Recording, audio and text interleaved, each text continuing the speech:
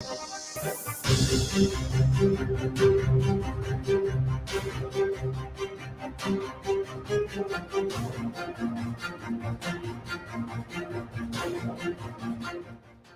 Radio USA ਸੁਣ ਰਹੇ ਸਾਰੇ ਸਰੋਤਿਆਂ ਨੂੰ ਪਿਆਰ ਭਰੀ ਨਿੱਘੀ ਸਤਿ ਸ੍ਰੀ ਅਕਾਲ। ਸਭ ਨੂੰ ਜੀ ਆਇਆਂ ਨੂੰ ਆਖਦੇ ਹਾਂ। ਸੋ ਤੇ ਪ੍ਰੋਗਰਾਮ ਦੇ ਵਿੱਚ ਆਪ ਸਭ ਦਾ ਸਵਾਗਤ ਹੈ। ਪ੍ਰੋਗਰਾਮ ਲੈ ਕੇ ਹਾਜ਼ਰ ਹੋ ਚੁੱਕੇ ਹਾਂ।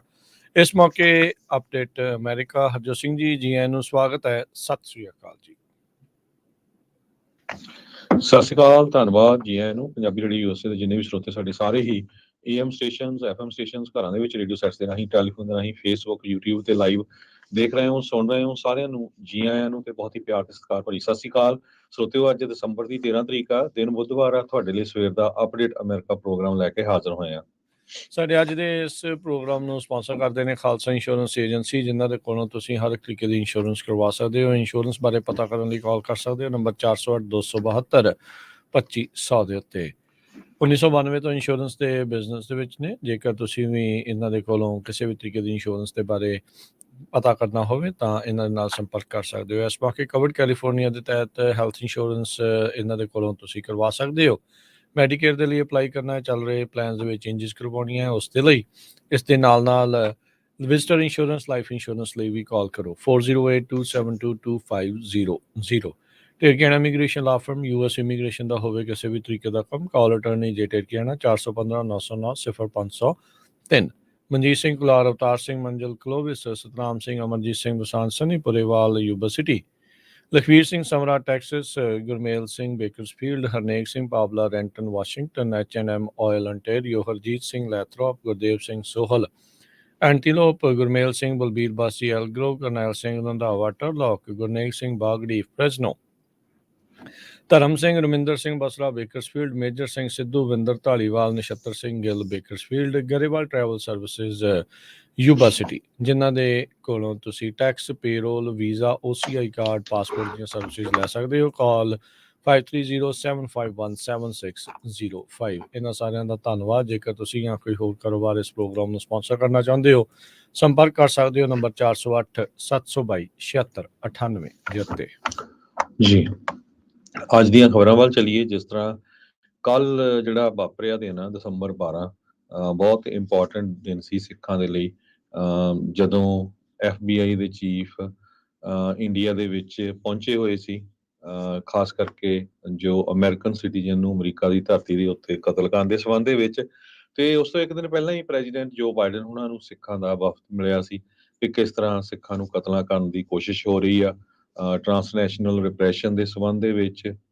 ਤੇ ਉਸੇ ਟਾਈਮ ਦੇ ਉੱਤੇ ਜੋ ਸੀਸਸ ਦਾ ਚੀਫ ਹੈਗਾ ਆ ਕੈਨੇਡਾ ਦੀ ਸਿਕਿਉਰਿਟੀ ਏਜੰਸੀ ਦਾ, ਉਸਨੇ ਵੀ ਸਟੇਟਮੈਂਟ ਦਿੱਤੀ ਸੀ ਕਿ ਸਾਡੇ ਕੋਲ ਹੋਰ ਬਹੁਤ ਸਾਰੀ ਜਿਹੜੀ ਇਨਫੋਰਮੇਸ਼ਨ ਆ ਉਹ ਇੰਡੀਆ ਤੋਂ ਮਿਲੀ ਹੈਗੀ ਆ।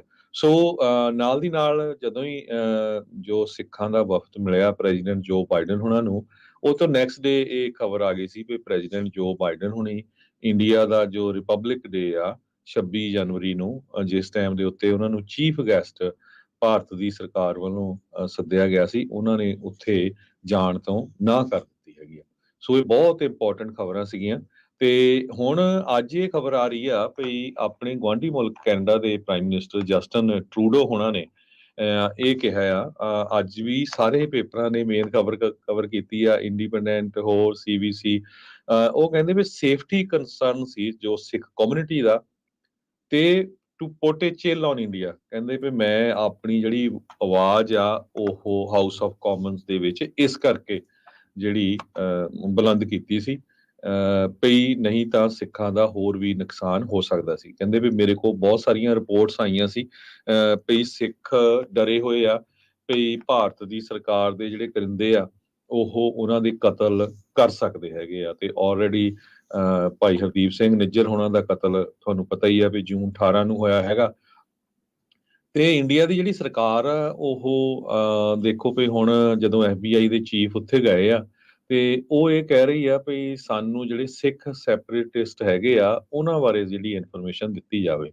ਉਹਨਾਂ ਨੂੰ ਇਹ ਨਹੀਂ ਪਤਾ ਵੀ ਅਮਰੀਕਾ ਦੇ ਵਿੱਚ ਫਰੀडम ਆਫ ਸਪੀਚ ਹੈ, ਇੱਥੇ ਕੋਈ ਵੀ ਆਪਣਾ ਹੱਕ ਮੰਗ ਸਕਦਾ ਹੈ ਐਜ਼ ਲੌਂਗ ਐਜ਼ ਕੋਈ ਵਾਇਲੈਂਸ ਨਹੀਂ ਹੁੰਦੀ ਹੈਗੀ। ਅਮਰੀਕਾ ਦੇ ਵਿੱਚ ਤਾਂ ਖੁਦ ਸਾਡੀ ਸਟੇਟ 'ਚ ਕੈਲੀਫੋਰਨੀਆ ਦੇ ਕਈ ਏਰੀਏ ਕਹਿੰਦੇ ਆ ਵੀ ਸਾਡੀਆਂ 3 ਸਟੇਟਾਂ ਬਣ ਜਾਣ।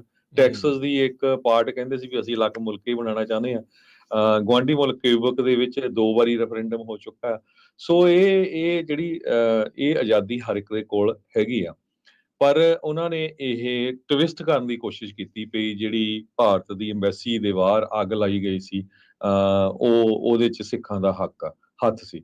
ਹੁਣ ਤੁਸੀਂ ਇਹ ਦੇਖੋ ਵੀ ਇਹ ਗੱਲਬਾਤ ਕਿੱਦਾਂ ਹੁੰਦੀ ਆ। ਜੂਨ 18 ਨੂੰ ਭਾਈ ਹਰਦੀਪ ਸਿੰਘ ਨਿੱਜਰ ਉਹਨਾਂ ਦਾ ਕਤਲ ਹੁੰਦਾ।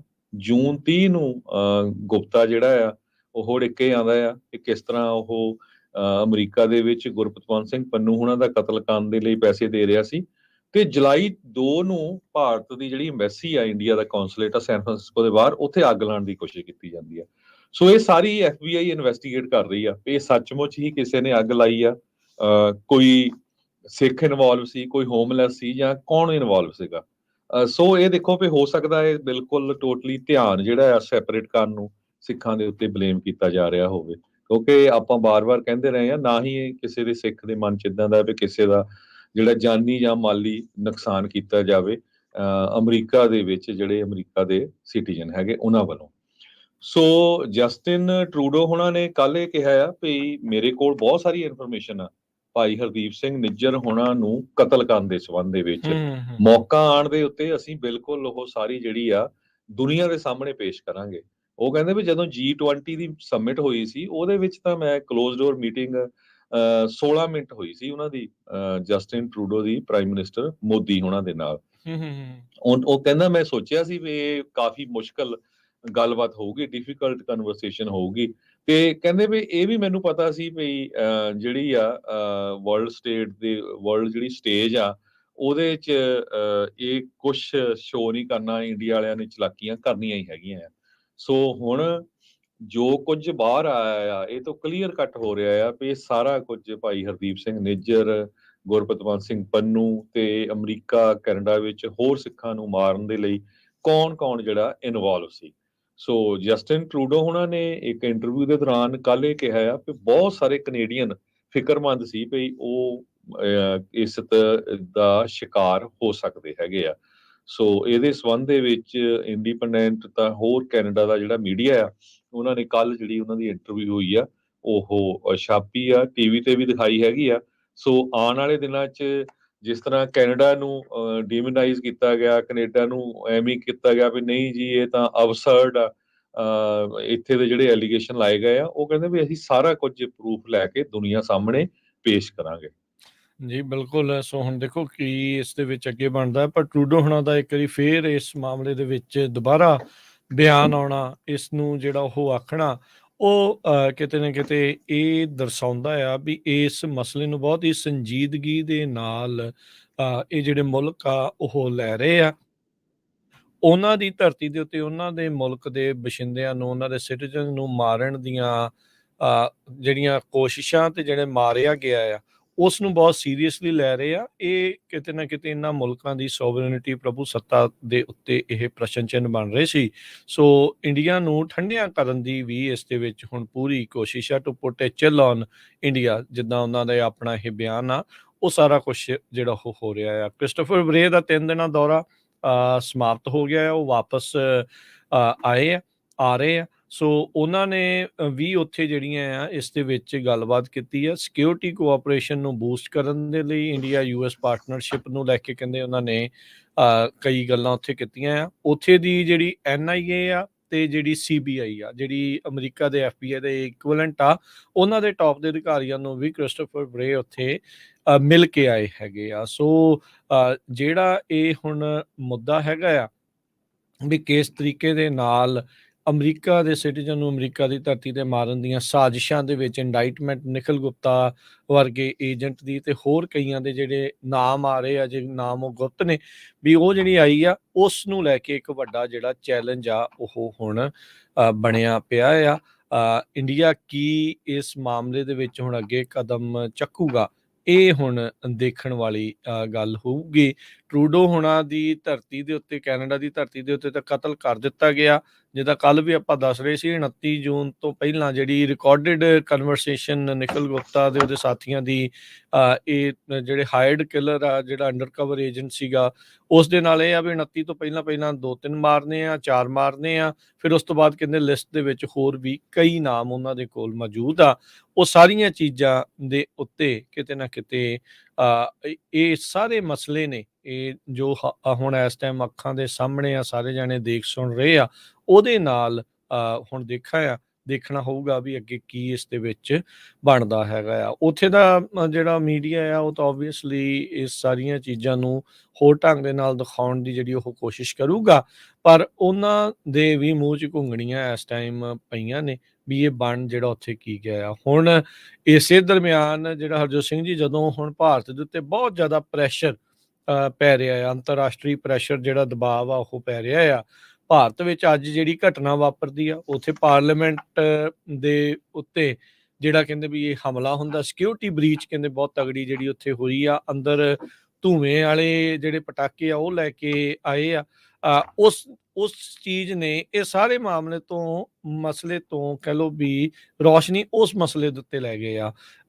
ਕਿੰਨਾ ਨੇ ਕੀਤਾ, ਕਿਵੇਂ ਆ, ਉਸ ਦੇ ਬਾਰੇ ਚਰਚਾ ਆਉਣ ਵਾਲੇ ਦਿਨਾਂ 'ਚ ਹੁਣ ਚੱਲਦੀ ਹੋਈ ਰਹਿਣੀ ਆ। ਬਹੁਤ ਸਾਰੀਆਂ ਨਵੀਆਂ ਚੀਜ਼ਾਂ ਉਸ ਬਾਰੇ ਪਤਾ ਜਿਹੜੀਆਂ ਉਹ ਲੱਗ ਰਹੀਆਂ ਆ। ਪਰ ਉੱਥੇ ਇੱਕ ਚੀਜ਼ ਜਿਹੜੀ ਇਹ ਹੈਗੀ ਵੀ ਇਸ ਪੂਰੇ ਇਨਸੀਡੈਂਟ ਨੇ, ਇਹ ਜਿਹੜਾ ਅੰਤਰਰਾਸ਼ਟਰੀ ਦਬਾਅ ਭਾਰਤ ਉੱਤੇ ਪੈ ਰਿਹਾ ਸੀਗਾ ਬਾਹਰਲੇ ਮੁਲਕਾਂ 'ਚ ਜਾ ਕੇ ਉਹਨਾਂ ਦੇ ਨਾਗਰਿਕਾਂ ਨੂੰ ਮਾਰਨ ਦਾ, ਉਹ ਤੋਂ ਉੱਥੇ ਉਹਨਾਂ ਨੇ ਧਿਆਨ ਜਿਹੜਾ ਆ ਪਾਸੇ ਨੂੰ ਕਰ ਦਿੱਤਾ ਹੈ ਇਸ ਪੂਰੇ ਮਾਮਲੇ ਨੂੰ।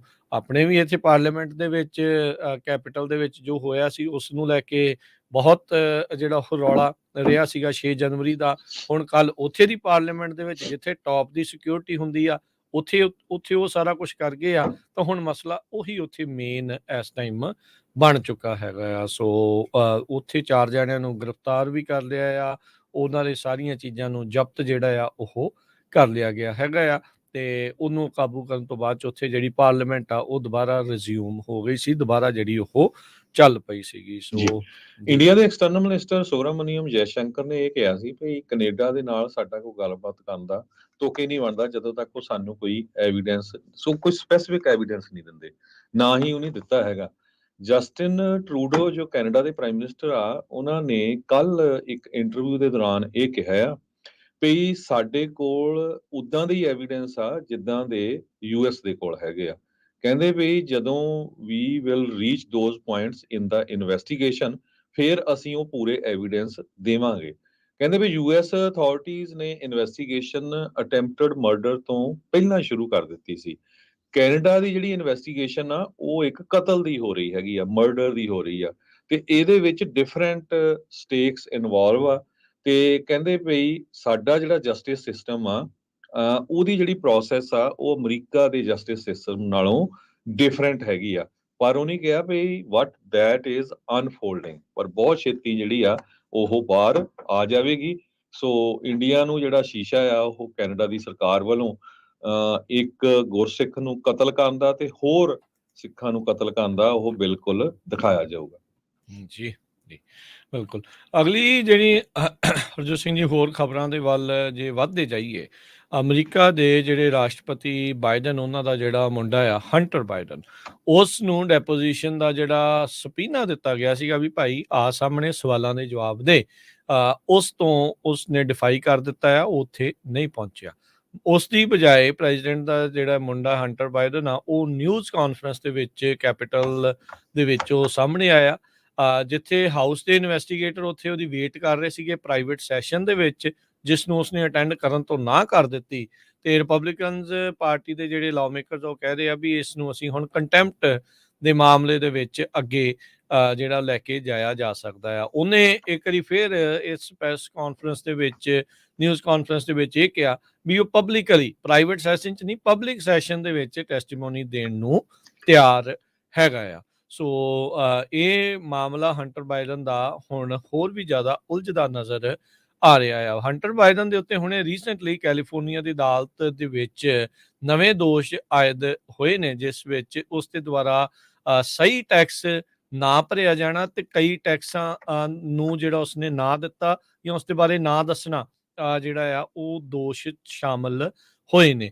ਸੋ ਹੁਣ ਇੱਕ ਇਹਦੀ ਜਿਹੜੀ ਵੱਖਰੀ ਮਸਲਾ ਜਿਹੜਾ ਚੱਲ ਰਿਹਾ ਆ ਇੰਪੀਚਮੈਂਟ ਦੀ ਇਨਵੈਸਟੀਗੇਸ਼ਨ ਦੇ ਵਿੱਚ, ਉਹਦੇ ਵਿੱਚ ਹੰਟਰ ਬਾਈਡਨ ਹੁਣਾਂ ਨੂੰ ਸੱਦਿਆ ਗਿਆ ਸੀ।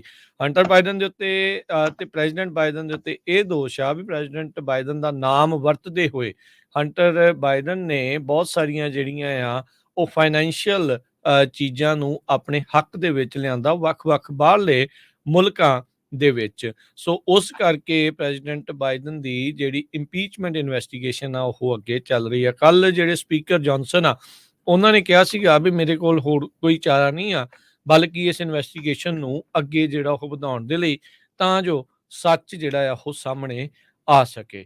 ਕਹਿੰਦੇ ਵੀ ਇਹ ਪੂਰੇ ਡਰਾਮੈਟਿਕ ਇੱਕ ਫਿਲਮੀ ਸੀਨ ਵਾਂਗੂ ਮਾਹੌਲ ਜਿਹੜਾ ਉੱਥੇ ਹੋਇਆ, ਜਿੱਥੇ ਅੰਦਰ ਹਾਊਸ ਦੇ ਵਿੱਚ ਜਿਹੜੇ ਰਿਪਬਲਿਕਨਸ ਆ ਉਹ ਵੇਟ ਕਰ ਰਹੇ ਸੀਗੇ ਹੰਟਰ ਬਾਈਡਨ ਦੀ, ਜਿਹੜੇ ਲਾਅ ਮੇਕਰਸ ਆ, ਪਰ ਇਹ ਬਾਹਰ ਆ ਕੇ ਕਹਿੰਦਾ ਵੀ ਮੈਂ ਪ੍ਰਾਈਵੇਟ ਨਹੀਂ ਪਬਲਿਕ ਸੈਸ਼ਨ ਦੇ ਵਿੱਚ ਬਿਆਨ ਦੇਣ ਨੂੰ, ਸਵਾਲਾਂ ਦੇ ਜਵਾਬ ਦੇਣ ਨੂੰ ਰਾਜੀ ਆ।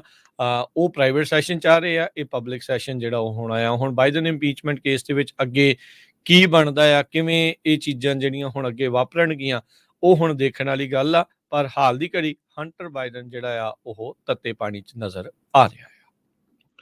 ਜੀ, ਅਗਲੀ ਖਬਰ ਵੱਲ ਚਲੀਏ। ਯੂਐਸ ਦੀ ਸੁਪਰੀਮ ਕੋਰਟ ਹੁਣ ਡਿਸਾਈਡ ਕਰੂਗੀ ਵੀ ਜਿਹੜੀਆਂ ਅਬੋਰਸ਼ਨ ਦੇ ਲਈ ਡਰੱਗਸ ਯੂਜ਼ ਕੀਤੀਆਂ ਜਾਂਦੀਆਂ ਆ ਉਹਨਾਂ ਨੂੰ ਰੀਸਟ੍ਰਿਕਟ ਕੀਤਾ ਜਾਵੇ, ਬੰਦ ਕੀਤਾ ਜਾਵੇ ਜਾਂ ਨਾ। ਇਹ ਕੇਸ ਜਿਹੜਾ ਆ ਡਰੱਗ ਮਿਫਪ੍ਰਿਸਟਨ ਜੋ ਹੈਗੀ ਆ, ਇਸ ਨੂੰ ਇੱਕ ਹੋਰ ਡਰੱਗ ਦਵਾਈ ਦੇ ਨਾਲ ਲਿਆ ਜਾਂਦਾ ਆ ਜੋ ਅਬੋਰਸ਼ਨ ਮੈਥਡਸ ਦੇ ਲਈ ਯੂਜ਼ ਕੀਤਾ ਜਾਂਦਾ ਯੂਐਸਏ ਦੇ ਵਿੱਚ। ਕੰਜ਼ਰਵੇਟਿਵ ਲੀਨਿੰਗ ਕੋਰਟ ਇੱਕ ਵਾਰੀ ਫਿਰ ਇਸ ਅਬੋਰਸ਼ਨ ਡਿਬੇਟ ਦੇ ਵਿੱਚ ਆ ਗਈ ਆ, ਜਿਸ ਟਾਈਮ ਤੋਂ ਹੀ ਉਹਨਾਂ ਨੇ ਰੋ ਵਰਸਸ ਵੇਡ ਵਾਲਾ ਜਿਹੜਾ ਮੁੱਦਾ ਸੀ ਉਸ ਨੂੰ ਓਵਰਟਰਨ ਕੀਤਾ ਸੀਗਾ। ਹੁਣ ਜਿਹੜਾ ਨਵਾਂ ਕੇਸ ਆ ਇਹ ਅਗਲੇ ਸਾਲ ਜੁਲਾਈ ਦੇ ਵਿੱਚ ਡਿਸਾਈਡ ਹੋਊਗਾ ਤੇ ਤੁਹਾਨੂੰ ਪਤਾ ਹੈ ਵੀ ਪ੍ਰੈਜ਼ੀਡੈਂਸ਼ੀਅਲ ਇਲੈਕਸ਼ਨ ਵੀ ਅਗਲੇ ਸਾਲ ਨਵੰਬਰ ਦੇ ਵਿੱਚ ਹੈਗੀਆਂ ਆ। ਸੋ ਇਹ ਆਲਰੇਡੀ ਇੱਕ ਅਬੋਰਸ਼ਨ ਐਕਸੈਸ ਵਾਲਾ ਮੁੱਦਾ ਇਲੈਕਸ਼ਨ ਦੇ ਵਿੱਚ ਬਣਿਆ ਹੋਇਆ ਹੈਗਾ ਆ। ਸੋ ਇਹਦੇ ਸੰਬੰਧ ਦੇ ਵਿੱਚ ਹੁਣ ਇਹ ਜਿਹੜਾ ਕੇਸ ਆ ਯੂਐਸ ਦੀ ਸੁਪਰੀਮ ਕੋਰਟ ਦੇ ਵਿੱਚ ਚਲਾ ਗਿਆ ਹੈਗਾ ਆ। ਡਿਪਾਰਟਮੈਂਟ ਆਫ ਜਸਟਿਸ ਕਹਿੰਦੇ ਆ ਵੀ ਅਸੀਂ FDA ਦੇ ਜਿਹੜੇ ਐਕਸ਼ਨਸ ਆ ਉਹਨਾਂ ਨੂੰ ਡਿਫੈਂਡ ਕਰਦੇ ਰਹਾਂਗੇ ਸੁਪਰੀਮ ਕੋਰਟ ਦੇ ਅੱਗੇ। ਪ੍ਰੈਜ਼ੀਡੈਂਟ ਜੋ ਬਾਈਡਨ ਤੇ ਵਾਈਸ ਪ੍ਰੈਜ਼ੀਡੈਂਟ ਕਮਲਾ ਹੈਰਿਸ ਹੋਣੀ ਕਮਿਟਡ ਆ ਵਿਮਨ ਦੀ ਅਬਿਲਿਟੀ ਦੇ ਲਈ, ਰੀਪਰੋਡਕਟਿਵ ਕੇਅਰ ਦੇ ਲਈ। ਇਹ ਵਾਈਟ ਹਾਊਸ ਦੇ ਪ੍ਰੈਸ ਸੈਕਟਰੀ ਕਰੀਨ ਜੇਨ ਪੀਅਰ ਉਹਨਾਂ ਨੇ ਇਹਦੇ ਸੰਬੰਧ ਦੇ ਵਿੱਚ ਸਟੇਟਮੈਂਟ ਜਾਰੀ ਕੀਤੀ ਹੈਗੀ ਆ। ਇਹ ਜਿਸ ਡਰੱਗ ਦੀ ਗੱਲਬਾਤ ਹੋ ਰਹੀ ਹੈ, ਦਵਾਈ ਦੀ ਗੱਲਬਾਤ ਹੋ ਰਹੀ ਹੈ, ਯੂਐਸ ਫੂਡ ਤੇ ਡਰੱਗ ਐਡਮਿਨਿਸਟ੍ਰੇਸ਼ਨ ਨੇ ਇਸ ਨੂੰ ਬਾਰ-ਬਾਰ ਇਹਦੀ ਅਪਰੂਵਲ ਲਈ ਆ। 2000 ਵਿੱਚ FDA ਨੇ ਇਹਨਾਂ ਤੋਂ ਯੂਐਸ ਫੂਡ ਤੇ ਡਰੱਗ ਐਡਮਿਨਿਸਟ੍ਰੇਸ਼ਨ ਤੋਂ 2000 ਦੇ ਵਿੱਚ, 2016 ਚ, 2019 ਤੇ 2021 ਦੇ ਵਿੱਚ ਅਪਰੂਵਲ ਲਈ ਹੋਈ। ਜੀ ਬਿਲਕੁਲ, ਇਹ ਡਾਕਟਰਸ ਦੇ ਮੈਡੀਕਲ ਐਸੋਸੀਏਸ਼ਨਸ ਦੇ ਇੱਕ ਗਰੁੱਪ ਦੇ ਦੁਆਰਾ ਇਸ ਕੇਸ ਨੂੰ ਲਿਆਂਦਾ ਗਿਆ ਸੀ, ਜਿਹੜੇ ਕਿ ਅਬੋਰਸ਼ਨ ਰਾਈਟਸ ਦੇ ਉਲਟ ਨੇ, ਤੇ ਕਹਿੰਦੇ ਵੀ ਇਸ ਕੇਸ ਦਾ ਜਿਹੜਾ ਫੈਸਲਾ ਆ, ਜਿੱਦਾਂ ਰੋ ਵਰਸਿਸ ਵੇਡ ਦੇ ਫੈਸਲੇ ਨੂੰ ਉਲਟਾਇਆ ਗਿਆ ਆ, ਇਹਦੇ ਵੀ ਬੜੇ ਦੂਰ ਤੱਕ ਸਿੱਟੇ ਜਿਹੜੇ ਆ ਉਹ ਆਉਣਗੇ। ਕਿਸ ਤਰੀਕੇ ਦੇ ਨਾਲ ਇਸ ਡਰੱਗ ਦੀ ਵਰਤੋਂ ਹੋ ਸਕਦੀ ਹੈ, ਕਿਹੜੇ ਮਾਮਲੇ ਦੇ ਵਿੱਚ ਹੋ ਸਕਦੀ ਆ, ਕੀ ਸਥਿਤੀ ਦੇ ਵਿੱਚ ਜਿਹੜੀ ਉਹ ਹੋ ਸਕਦੀ ਹੈ, ਅਬੋਰਸ਼ਨ ਕਰਵਾਇਆ ਜਾ ਸਕਦਾ ਜਾਂ ਨਹੀਂ, ਉਹ ਉਸ ਦੇ ਵਿੱਚ ਜਿਹੜਾ ਉਹ ਹੋਊਗਾ। ਸੋ ਹਾਈ ਕੋਰਟ ਕਹਿੰਦੇ ਵੀ ਇੰਟਰਵੀਨ ਕਰੂਗਾ ਇਸ ਕੇਸ ਦੇ ਵਿੱਚ ਅਰਲੀਅਰ ਸਟੇਜ ਦੇ ਵਿੱਚ, ਤੇ ਅਵੇਲੇਬਿਲਟੀ ਇਸ ਨੂੰ ਲੈ ਕੇ ਜਿਹੜੀ ਉਹ ਹਾਲ ਦੀ ਘੜੀ ਕਹਿੰਦੇ ਅਨਚੇਂਜਡ ਰਹੂਗੀ ਜਿੰਨੀ ਦੇਰ ਤੱਕ ਜਿਹੜੇ ਜਸਟਿਸਿਸ ਆ ਇਸ ਦੇ ਉੱਤੇ ਅੰਤਿਮ ਫੈਸਲਾ, ਫਾਈਨਲ ਡਿਸੀਜਨ ਜਿਹੜਾ ਆ ਉਹ ਨਹੀਂ ਸੁਣਾ ਦਿੰਦੇ ਹੈਗੇ। ਅਬੋਰਸ਼ਨ ਦੇ ਮਾਮਲੇ ਦੇ ਵਿੱਚ ਹਰਜੋਤ ਸਿੰਘ ਜੀ ਦੇਖਿਆ ਗਿਆ ਵੀ ਪਿੱਛੇ ਰੀਸੈਂਟਲੀ ਜਿਹੜੀਆਂ ਕੁਛ ਕੁ ਇਲੈਕਸ਼ਨਸ ਜਾਂ ਸਪੈਸ਼ਲ ਇਲੈਕਸ਼ਨਸ ਜਾਂ ਸੂਬੇ ਦੀਆਂ ਇਲੈਕਸ਼ਨ ਸਾਹਮਣੇ ਆਈਆਂ ਸੀਗੀਆਂ, ਅਬੋਰਸ਼ਨ ਐਕਸੈਸ ਮਾਮਲੇ ਦੇ ਵਿੱਚ ਕਈ ਥਾਵਾਂ ਦੇ ਉੱਤੇ ਕੰਜ਼ਰਵੇਟਿਵ ਨੂੰ ਉਸ ਮਾਮਲੇ 'ਚ ਹਾਰ ਦਾ ਸਾਹਮਣਾ ਵੀ ਕਰਨਾ ਪਿਆ ਸੀਗਾ। ਸੋ ਓਵਰਆਲ ਫੈਡਰਲ ਪੱਧਰ ਦੇ ਉੱਤੇ ਪ੍ਰੈਜ਼ੀਡੈਂਸ਼ੀਅਲ ਇਲੈਕਸ਼ਨ ਦੇ ਉੱਤੇ ਇਸ ਦਾ ਕਿੱਦਾਂ ਦਾ ਅਸਰ ਰਹੂਗਾ ਉਹ ਦੇਖਣ ਵਾਲੀ ਗੱਲ ਆ। 50% ਪਾਪੂਲੇਸ਼ਨ ਜਿਹੜੀ ਆ ਉਹ ਔਰਤਾਂ ਨੇ, ਤੇ ਇਹ ਮਸਲਾ ਸਿੱਧਾ ਉਹਨਾਂ ਦੇ ਜਿਹੜੇ ਕਹਿ ਲਓ ਵੀ ਹੁਣ ਕਈ ਕਹਿੰਦੇ ਵੀ ਰੀਪਰੋਡਕਟਿਵ ਰਾਈਟਸ ਜਾਂ ਅਬੋਰਸ਼ਨ ਰਾਈਟਸ ਉਸ ਦੇ ਨਾਲ ਜੋੜ ਕੇ ਦੇਖਿਆ ਜਾਂਦਾ ਹੈ ਜਾਂ ਦਿਖਾਇਆ ਜਾਂਦਾ ਆ।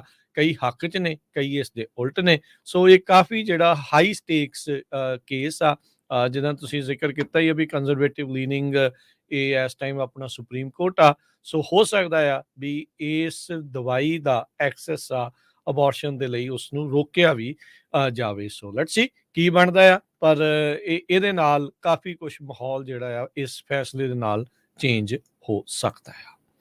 ਬ੍ਰੇਕ ਦਾ ਵਕਤ ਹੋ ਗਿਆ ਹਰਜੋਤ ਸਿੰਘ ਜੀ, ਬ੍ਰੇਕ ਤੋਂ ਬਾਅਦ ਆਪਾਂ ਵਾਪਸ ਆਉਂਦੇ ਆ।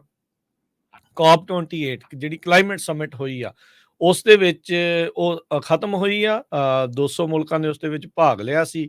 ਕੀ ਉਹਨਾਂ ਨੇ ਅੰਤ ਦੇ ਵਿੱਚ ਕੋਈ ਨਿਰਣਾ ਲਿਆ ਆ, ਫੈਸਲਾ ਲਿਆ ਆ, ਉਸ ਉੱਤੇ ਜਿਹੜੀ ਉਹ ਆਪਾਂ ਚਰਚਾ ਜਿਹੜੀ ਉਹ ਕਰਾਂਗੇ, ਤੇ ਹੋਰ ਇਕਨੋਮੀ ਦੇ ਨਾਲ ਜੁੜੀਆਂ ਹੋਈਆਂ ਖਬਰਾਂ ਵੀ ਤੁਹਾਡੇ ਨਜ਼ਰ ਜਿਹੜਾ ਆ ਉਹ ਆਪਾਂ ਪੇਸ਼ ਕਰਾਂਗੇ। ਜੁੜੇ ਰਹਿਣਾ ਇਦਾਂ ਹੀ ਪੰਜਾਬੀ ਰੇਡੀਓ USA ਦੇ ਨਾਲ।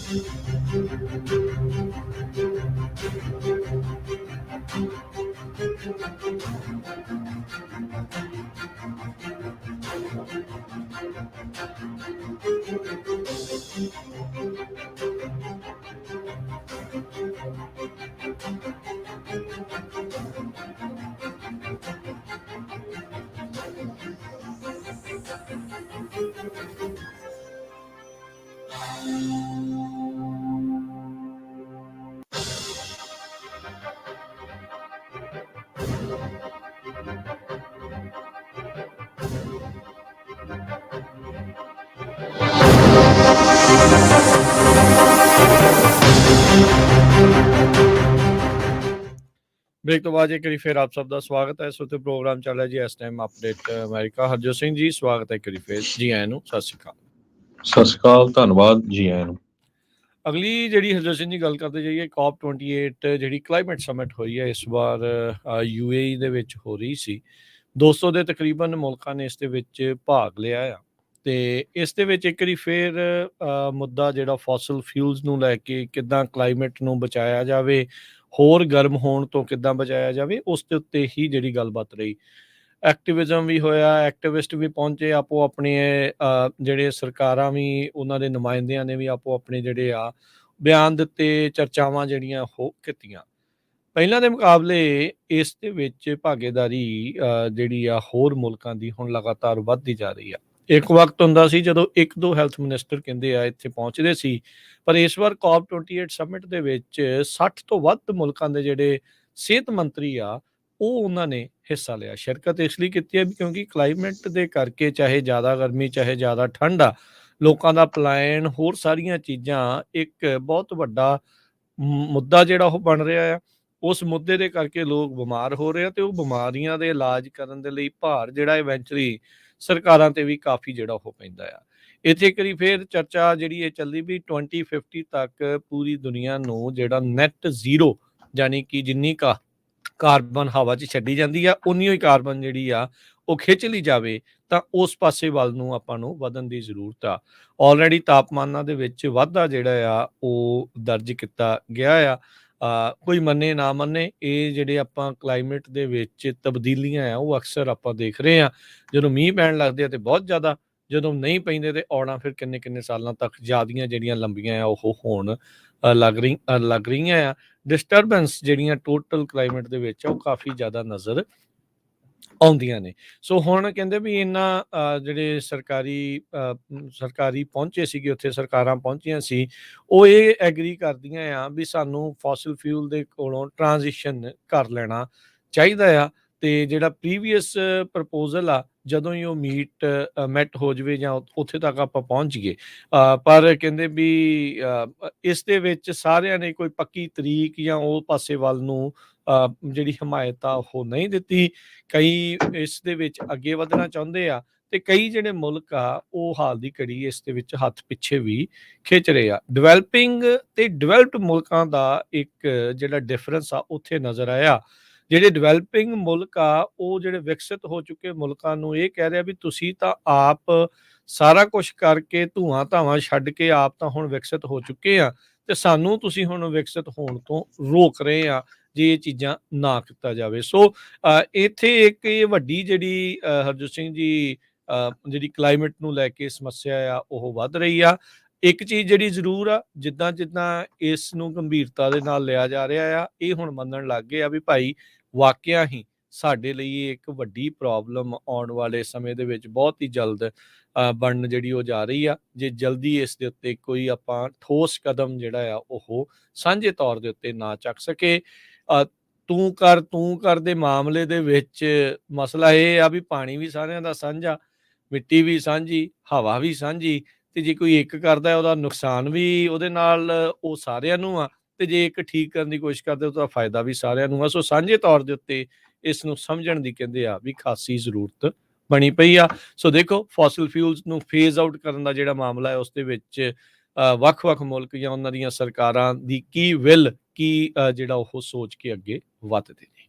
ਜੀ 200 ਤੋਂ ਵੱਧ ਮੁਲਕਾਂ ਦੇ ਰਿਪਰੈਜ਼ੈਂਟੇਟਿਵ ਇਸ ਸਮਿਟ ਦੇ ਵਿੱਚ ਆਏ ਹੋਏ ਸੀ। ਕਹਿੰਦੇ ਜੇ ਕੁਝ ਨਾ ਕੀਤਾ ਗਿਆ ਤਾਂ 3 ਡਿਗਰੀ ਤੱਕ ਟੈਂਪਰੇਚਰ ਵਧਣ ਦੇ ਆਸ ਆ। ਸੋ ਉਹਦੇ ਨਾਲ ਹਿਊਮਨ ਲਾਈਫ ਦੇ ਉੱਤੇ ਬਹੁਤ ਬੁਰੀ ਤਰ੍ਹਾਂ ਇਰਰਿਵਰਸੀਬਲ ਡੈਮੇਜ ਕਹਿੰਦੇ ਆ ਵੀ ਉਹ ਜੀ ਹੋਊਗਾ। ਸੋ ਬਹੁਤ ਜ਼ਿਆਦਾ ਜਿਹੜਾ ਉਹਦਾ ਅਸਰ ਪਊਗਾ। ਸੋ ਹੋਪਫੁਲੀ ਸਾਰੇ ਮੁਲਕ ਇਹਦੇ ਤੇ ਐਗਰੀ ਕਰੂਗੇ।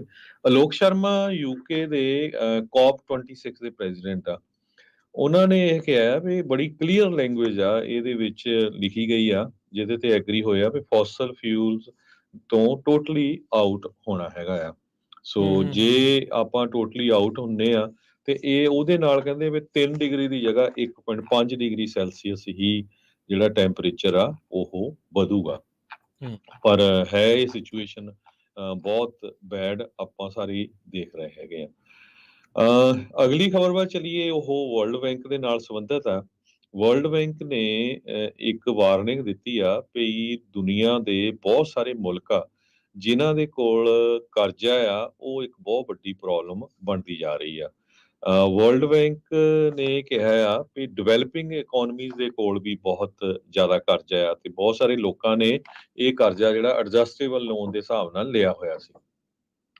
ਕਹਿੰਦੇ ਵੀ ਲੋ ਤੇ ਮਿਡਲ ਇਨਕਮ ਕੰਟਰੀਜ਼ ਜਿਹੜੀਆਂ ਉਹਨਾਂ ਦੇ ਕੋਲ 443.5 ਬਿਲੀਅਨ ਡਾਲਰ ਦਾ ਪ੍ਰਿੰਸੀਪਲ ਤੇ ਇੰਟਰਸਟ 2022 ਦੇ ਵਿੱਚ ਸੀ। ਹਾਈਐਸਟ ਲੈਵਲ ਹਿਸਟਰੀ ਦੇ ਵਿੱਚ 5% ਇਨਕਰੀਜ਼ ਹੋਇਆ 2021 ਨਾਲੋਂ। ਤੇ ਵਰਲਡ ਬੈਂਕ ਇਹੀ ਪ੍ਰੋਜੈਕਟ ਕਰ ਰਹੀ ਆ ਵੀ ਇਹ 40% ਇਨਕਰੀਜ਼ ਹੋ ਜਾਣਾ 2023 ਤੇ 2024 ਦੇ ਵਿੱਚ। ਕਹਿੰਦੇ ਵੀ half of the world's low income countries ਜੋ ਆ ਉਹ ਇਸ ਟਾਈਮ ਦੇ ਉੱਤੇ ਕਰਜ਼ੇ ਦਾ ਡਿਸਟ੍ਰੈਸਡ ਫੀਲ ਕਰ ਰਹੀਆਂ ਹੈਗੀਆਂ। ਰੈਕਡ ਡੈਪਟ ਲੈਵਲ ਤੇ ਹਾਈ ਇੰਟਰਸਟ ਰੇਟ ਇਹ ਇੱਕ ਤਰ੍ਹਾਂ ਨਾਲ ਮੁਲਕਾਂ ਨੂੰ ਵੱਡੇ ਕ੍ਰਾਈਸਿਸ ਵੱਲ ਲਿਜਾ ਰਿਹਾ ਆ। ਇਹ ਵਰਲਡ ਬੈਂਕ ਗਰੁੱਪ ਦੇ ਚੀਫ ਇਕੋਨੋਮਿਸਟ ਇੰਦਰਮੀਤ ਸਿੰਘ ਗਿੱਲ ਜੋ ਆ ਉਹਨਾਂ ਨੇ ਵਾਲ ਸਟਰੀਟ ਜਰਨਲ ਦੇ ਨਾਲ ਗੱਲ ਕਰਦੇ ਹੋਏ ਇਹ ਦੱਸਿਆ ਆ। ਸੋ ਗਵਰਨਮੈਂਟ ਡਿਫਾਲਟ ਹੋਈਆਂ, ਉਹ ਕਹਿੰਦੇ ਆ ਇੰਦਰਮੀਤ ਸਿੰਘ ਗਿੱਲ 18 ਟਾਈਮਸ ਪਿਛਲੇ 3 ਸਾਲਾਂ 'ਚ, ਜਿਨ੍ਹਾਂ ਦੇ ਵਿੱਚ ਜ਼ਾਂਬੀਆ ਆ, ਸ਼੍ਰੀਲੰਕਾ ਆ, ਲੈਬਨਾਨ ਹੈਗਾ ਆ। ਸੋ ਇਹ ਮੁਲਕ ਜਿਹੜੇ ਆ ਰੀਆਰਗੇਨਾਈਜ਼ ਵੀ ਕਰ ਰਹੇ ਹੈਗੇ ਆ ਕਿ ਕਿਸ ਤਰ੍ਹਾਂ ਜਿਹੜੇ ਲੋਨ ਆ ਉਹ ਦੇਣੇ ਹੈਗੇ ਆ। ਆਪਾਂ ਦੇਖਿਆ ਹੀ ਆ ਵੀ ਸ਼੍ਰੀਲੰਕਾ ਦੀ ਸਿਚੁਏਸ਼ਨ ਕੀ ਬਣੀ ਸੀ। ਜ਼ਾਂਬੀਆ ਦੀ ਸਿਚੁਏਸ਼ਨ ਕਹਿੰਦੇ ਬਹੁਤ ਬੁਰੀ ਆ। 4 ਬਿਲੀਅਨ ਡਾਲਰ ਦਾ ਉਹਨਾਂ ਦਾ ਲੋਨ ਆ ਚਾਈਨਾ ਵਾਲਿਆਂ ਦੇ ਨਾਲ, ਉਹਨੂੰ ਰੀਸਟਰਕਚਰ ਕਰ ਰਹੇ ਹੈਗੇ ਆ। ਤੇ ਅਰਜਨਟੀਨਾ ਦੀ ਸਿਚੁਏਸ਼ਨ ਆਪਾਂ ਤੁਹਾਡੇ ਨਾਲ ਕਿੰਨੇ ਦਿਨਾਂ ਤੋਂ ਡਿਸਕਸ ਕਰਦੇ ਆ ਰਹੇ ਆ। ਟ੍ਰੇਜਰ ਸੈਕਟਰੀ ਜੈਨਟ ਜੈਲਨ ਉਹਨਾਂ ਨੇ ਵੀ ਵਾਲ ਸਟਰੀਟ ਜਰਨਲ ਦੀ ਜੋ CEO ਕੌਂਸਲ ਈਵੈਂਟ ਹੋਈ ਸੀ, ਉਹਨਾਂ ਨੇ ਇਹ ਕਿਹਾ ਵੀ ਇਹ one of the most important issue ਆ ਜਿਹੜਾ ਡੈਪਟ ਰਿਲੀਫ ਦਾ। US ਤੇ ਚਾਈਨਾ ਨੂੰ ਰਲ ਕੇ ਇਹਦੇ ਉੱਤੇ ਕਹਿੰਦੇ ਕੰਮ ਕਰਨਾ ਪਊਗਾ। ਦੁਨੀਆ ਦੇ ਵਿੱਚ ਬਹੁਤ ਸਾਰੇ ਮੁਲਕ ਇਹ ਤੋਂ ਸਫਰ ਕਰ ਰਹੇ ਆ, ਖਾਸ ਕਰਕੇ ਹਾਈ ਇੰਟਰਸਟ ਰੇਟ ਤੋਂ। ਤੇ ਜਿਹੜਾ ਕਰਜ਼ਾ ਇੰਨਾ ਆਪਾਂ ਦੇਖਿਆ ਨਾ ਪਿਛਲੇ 2 ਸਾਲਾਂ ਦੇ ਵਿੱਚ ਇੰਟਰਸਟ ਰੇਟ ਕਿੱਦਾਂ ਇਨਕਰੀਜ਼ ਹੋ ਗਿਆ ਸਾਰੇ ਮੁਲਕਾਂ ਦੇ ਵਿੱਚ ਹੀ। ਸੋ ਉਹ ਇੱਕ ਬਹੁਤ ਵੱਡੀ ਜਿਹੜੀ ਆ ਪ੍ਰੋਬਲਮ ਬਣੀ ਹੋਈ ਆ, ਤੇ ਜੈਨੇਟ ਯੈਲਨ ਨੂੰ ਨਹੀਂ ਕਹਿੰਦੇ ਆ ਵੀ ਇਹ ਜੋ ਕਰਜ਼ਾ ਆ ਵੱਖ-ਵੱਖ ਮੁਲਕਾਂ ਦਾ, ਉਹਨਾਂ ਨੂੰ ਰੀਸਟਰਕਚਰ ਕਰਨਾ ਪਊਗਾ, ਤਾਂ ਉਹ ਮੁਲਕ ਜਿਹੜੇ ਆ ਉਹ ਬਚਾਏ ਜਾ ਸਕਦੇ ਆ। ਜੀ, ਚਾਈਨਾ ਨੂੰ ਵੀ ਉਹ ਕਹਿੰਦੇ ਆ ਵੀ ਜਿਹੜਾ ਦੁਨੀਆ ਦਾ ਸਭ ਤੋਂ ਵੱਡਾ ਕ੍ਰੈਡੀਟਰ ਹੈਗਾ ਆ, ਉਹਦੀ ਵੀ ਕ੍ਰਿਟਿਸਿਜ਼ਮ ਕੀਤਾ ਗਿਆ ਆ, ਆਲੋਚਨਾ ਜਿਹੜੀ ਉਹ ਹੋਈ ਆ। ਕਹਿੰਦੇ ਵੀ ਉਹ ਜਾਣਬੁੱਝ ਕੇ ਅੜਿੱਕਾ ਬਣ ਰਿਹਾ ਆ ਡੈਟ ਰੀਸਟਰਕਚਰਿੰਗ ਐਗਰੀਮੈਂਟਸ ਆ ਉਹਨਾਂ ਨੂੰ ਜਿਹੜਾ ਉਹ ਲੈ ਕੇ। ਕਹਿੰਦੇ ਵੀ ਉਹ ਆਪਣੇ ਲੋਨਸ ਦੇ ਵਿੱਚ ਘਾਟੇ ਨੂੰ ਬਰਦਾਸ਼ਤ ਨਹੀਂ ਕਰ ਰਿਹਾ ਹੈਗਾ। ਜ਼ੈਂਬੀਆ ਜਿਹਦੀ ਆਪਾਂ ਹੁਣੇ ਗੱਲ ਕਰਕੇ ਹਟੇ ਆ, ਚਾਈਨਾ ਨੇ ਉਹਦੇ ਨਾਲ ਐਗਰੀਮੈਂਟ ਜਿਹੜਾ ਫੇਅਰ ਕੀਤਾ ਹੈ ਵੀ ਜਿਹੜਾ $4 ਬਿਲੀਅਨ ਦਾ ਉਹਨਾਂ ਦਾ ਡੈਟ ਹੈਗਾ ਆ, ਉਸ ਨੂੰ ਰੀਸਟਰਕਚਰ ਜਿਹੜਾ ਆ ਉਹ ਕੀਤਾ ਜਾਵੇ। ਵਰਲਡ ਬੈਂਕ ਵੀ ਇਹੀ ਕਹਿ ਰਿਹਾ ਆ ਵੀ ਰੀਸਟਰਕਚਰਿੰਗ ਕਰਨ ਦੇ ਵਿੱਚ ਸਾਨੂੰ ਬੜੀ ਮੁਸ਼ਕਲ ਜਿਹੜੀ ਆ ਉਹ ਆਈ ਪਈ ਆ, ਤੇ ਖਾਸ ਕਰਕੇ ਜਿਹੜੇ ਵਿਕਾਸਸ਼ੀਲ ਮੁਲਕ ਆ, ਡਿਵੈਲਪਿੰਗ ਕੰਟਰੀਜ਼ ਆ, ਉਹਨਾਂ ਦੇ ਵਿੱਚ ਹੀ ਇਹ ਜਿਹੜਾ ਮਸਲਾ ਇਸ ਟਾਈਮ ਬਣਿਆ ਪਿਆ ਹੈਗਾ ਆ। ਸੋ ਜਿੰਨਾ ਲੋਨਸ ਜਿਹੜੇ ਡਿਫਾਲਟ ਹੋਏ ਆ, ਕਹਿੰਦੇ ਵੀ ਪਿਛਲੇ 10 ਸਾਲਾਂ 'ਚ ਉਹਨੇ ਨਹੀਂ ਸੀ ਹੋਏ, ਟੋਟਲ ਮਿਲਾ ਕੇ ਜਿਹੜੇ ਪਿਛਲੇ ਕੁਛ ਕੁ ਸਾਲਾਂ ਦੇ ਵਿੱਚ ਉਹ ਹੋ ਰਹੇ ਆ। ਸੋ ਹਾਲਾਤ ਕਾਫੀ ਜ਼ਿਆਦਾ ਜਿਹੜੇ ਡਿਵੈਲਪਿੰਗ ਮੁਲਕਾਂ ਦੇ ਲਈ ਉਹ ਖਤਰਨਾਕ ਜਿਹੜੇ ਉਹ ਬਣ ਸਕਦੇ ਆ। ਚਾਈਨਾ ਨੇ ਇਸ ਤਰੀਕੇ ਦੇ ਨਾਲ ਆਪਣੇ ਲੋਨ ਦੇ ਕੇ ਬਹੁਤ ਸਾਰੇ ਮੁਲਕਾਂ ਦੇ ਵਿੱਚ ਆਪਣੇ ਪੈਰ ਜਿਹੜੇ ਆ ਉਹ ਕਾਫੀ ਹੱਦ ਤੱਕ ਜਮਾ ਲਏ ਨੇ। ਜੀ, ਅਗਲੀ ਜਿਹੜੀ ਹਰਜੋਤ ਸਿੰਘ ਦੀ ਗੱਲ ਕਰਦੇ ਜਾਈਏ, ਟੈਸਲਾ ਦੇ ਨਾਲ ਸੰਬੰਧਿਤ ਖਬਰ ਆ ਰਹੀ ਆ। ਉਹਦੀ ਆਟੋ ਪਾਇਲਟ ਸੇਫਟੀ ਫਲਾਅ ਦੇ ਕਰਕੇ, ਨੁਕਸ ਦੇ ਕਰਕੇ ਟੈਸਲਾ ਦੇ ਦੁਆਰਾ ਜਿਹੜੀਆਂ 2 ਮਿਲੀਅਨ ਜਿਹੜੀਆਂ ਗੱਡੀਆਂ ਵਹੀਕਲਸ ਆ ਉਹਨਾਂ ਨੂੰ ਰੀਕਾਲ ਕੀਤਾ ਗਿਆ ਆ। National highway traffic safety administration NHTSA ਉਹਨਾਂ ਨੇ ਕਿਹਾ ਵੀ 2 ਮਿਲੀਅਨ ਤੋਂ ਵੱਧ ਜਿਹੜੀਆਂ ਗੱਡੀਆਂ ਟੈਸਲਾ ਦੀਆਂ ਉਹ ਸੇਫਟੀ ਰੀਕਾਲ ਦੇ ਲਈ ਹੋਣਗੀਆਂ। ਇਹਨਾਂ ਦੇ ਵਿੱਚ 2012 ਤੋਂ 2023 ਦੀਆਂ ਮਾਡਲ S ਜਿਨ੍ਹਾਂ ਦੇ ਵਿੱਚ ਆਟੋ ਸਟੀਅਰ ਲੱਗਾ ਹੈਗਾ ਆ, ਤੇ ਜਿੰਨੀਆਂ ਵੀ ਸਾਰੇ ਹੀ ਮਾਡਲ 2016 ਤੋਂ 2023 ਦੇ ਮਾਡਲ X ਦੇ ਉਹਨਾਂ ਨੂੰ, ਤੇ ਇੱਦਾਂ ਹੀ ਮਾਡਲ 3 ਦੇ ਜਿਹੜੇ ਵਹੀਕਲਸ ਆ ਉਹਨਾਂ ਦੇ ਲਈ ਵੀ 2017 ਤੋਂ 2023 ਵਾਲੇ ਉਹਨਾਂ ਨੂੰ, ਤੇ 2020 ਤੋਂ 2023 ਵਾਲੇ ਮਾਡਲ Y ਵਾਲੇ ਵਹੀਕਲਸ ਆ ਜਿਨ੍ਹਾਂ ਦੇ ਵਿੱਚ ਵੀ ਆਟੋ ਸਟੀਅਰ ਆ, ਉਹਨਾਂ ਨੂੰ ਕਹਿੰਦੇ ਵੀ ਇਸ ਟਾਈਮ ਵਾਪਸ ਸੱਦਿਆ ਗਿਆ ਆ, ਤਾਂ ਜੋ ਇਹਨਾਂ ਦੇ ਵਿੱਚ ਜਿਹੜਾ ਆਟੋ ਪਾਇਲਟ ਸਿਸਟਮ ਦਾ ਨੁਕਸ ਆ ਉਸ ਨੂੰ ਠੀਕ ਕਰਕੇ ਉਹਨਾਂ ਚਾਲਕਾਂ ਤੱਕ ਵਾਪਸ ਪਹੁੰਚਾਇਆ ਜਾ ਸਕੇ। ਜੀ, ਅਗਲੀ ਗੱਲ ਵੱਲ ਚਲੀਏ ਤੇ ਇੱਕ ਦਸਤਾਰਧਾਰੀ ਸਿੱਖ ਅਮਰੀਕਨ ਮੇਅਰ ਹੈਗੇ ਆ ਨਿਊ ਜਰਸੀ ਦੇ ਹੌਬਕਨ ਸਿਟੀ ਦੇ, ਰਵੀ ਭੱਲਾ। ਉਹਨਾਂ ਨੇ ਅੱਜ ਇਹ ਅਨਾਉਂਸ ਕੀਤਾ ਹੈ ਵੀ ਉਹ US ਦੀ 8ਵਾਂ ਜਿਹੜਾ ਕਾਂਗਰੈਸ਼ਨਲ ਡਿਸਟ੍ਰਿਕਟ ਆ ਉੱਥੋਂ ਐਜ਼ ਏ ਕਾਂਗਰਸਮੈਨ ਇਲੈਕਸ਼ਨ ਲੜਨ ਜਾ ਰਹੇ ਹੈਗੇ ਆ। ਰਵੀ ਭੱਲਾ ਹੁਣੀ ਚੈਲੰਜ ਦੇਣਗੇ ਰਿਪਰੈਜ਼ੈਂਟੇਟਿਵ ਰੌਬ ਮਨੈਂਡਸ ਜੂਨੀਅਰ ਨੂੰ, ਜੋ ਕਿ ਸੈਨੇਟਰ ਬੌਬ ਮਨੈਂਡਸ ਦੇ ਸਨ ਹੈਗੇ ਆ, ਜਿਨ੍ਹਾਂ ਦੇ ਉੱਤੇ ਫੈਡਰਲ ਕਰਪਸ਼ਨ ਦੇ ਚਾਰਜਸ ਲੱਗੇ ਹੋਏ ਹੈਗੇ ਆ। ਇਹ ਡੈਮੋਕ੍ਰੈਟਿਕ ਪ੍ਰਾਇਮਰੀ ਹੋਣੀ ਆ ਨੈਕਸਟ ਈਅਰ ਦੇ ਵਿੱਚ, ਤੇ ਜੇ ਉਹ ਇਲੈਕਟ ਹੋਊਗੇ ਤਾਂ ਫਸਟ ਦਸਤਾਰਧਾਰੀ ਸਿੱਖ ਹੋਊਗੇ। ਇਸ ਤੋਂ ਪਹਿਲਾਂ ਤੁਹਾਨੂੰ ਪਤਾ ਹੀ ਆ ਵੀ ਕੈਲੀਫੋਰਨੀਆ ਤੋਂ ਇੱਕ ਕਾਂਗਰਸਮੈਨ ਪੰਜਾਬੀ ਮੂਲ ਦੇ ਰਹਿ ਚੁੱਕੇ ਹੈਗੇ ਆ। ਸੋ ਰਵੀ ਭੱਲਾ ਨੇ ਇਹ ਕਿਹਾ ਆ ਵੀ ਮੈਂ ਕਾਂਗਰਸ ਦੇ ਲਈ ਨਿਊ ਜਰਸੀ ਦੇ 8ਵੇਂ ਕਾਂਗਰੈਸ਼ਨਲ ਡਿਸਟ੍ਰਿਕਟ ਤੋਂ ਲੜਨ ਜਾ ਰਹੇ ਆ ਇਲੈਕਸ਼ਨ। ਤੇ ਜੋ ਅਮਰੀਕਾ ਆ ਇਸ ਟਾਈਮ ਬੜਾ ਡਿਵਾਈਡਡ ਹੈਗਾ ਆ।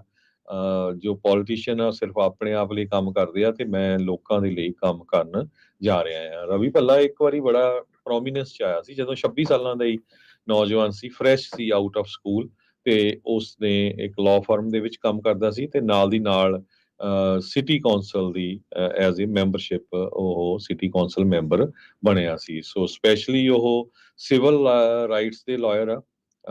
ਉਹਨਾਂ ਨੂੰ ਨੈਸ਼ਨਲ ਰਿਕੋਗਨੀਸ਼ਨ ਮਿਲੀ ਸੀ ਨਿਊਯਾਰਕ ਟਾਈਮ ਵੱਲੋਂ।